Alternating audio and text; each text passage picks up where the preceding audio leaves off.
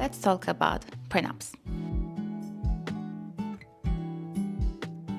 It's a very common and popular subject recently, and we do have too many clients looking to have some prenups or postnups. What's the main difference first? Prenup is signed before marriage.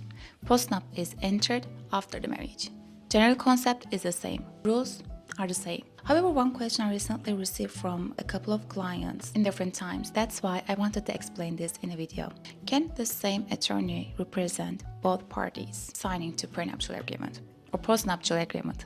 Whichever you want. The court has recognized in some situations dual representation is never allowed from an ethical perspective. It is inappropriate for a lawyer to represent both husband and wife at any stage of the separation, like that kind of divorce situations.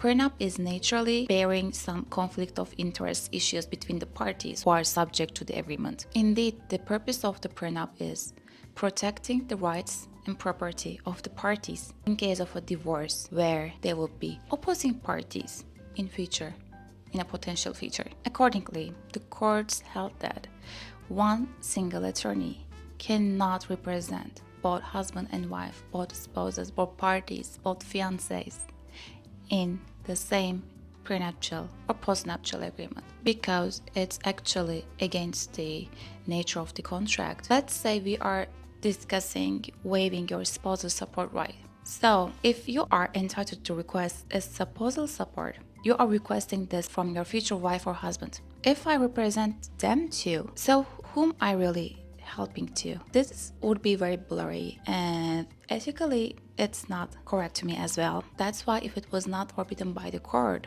I would not actually prefer to handle such a situation which has a very open conflict of interest issue in itself. As lawyers, we are allowed to solve the conflict of interest issues where ethical rules and the bar are actually allowing us, like we can request your informed written consent or some other ways that we can overcome the conflict of interest problem.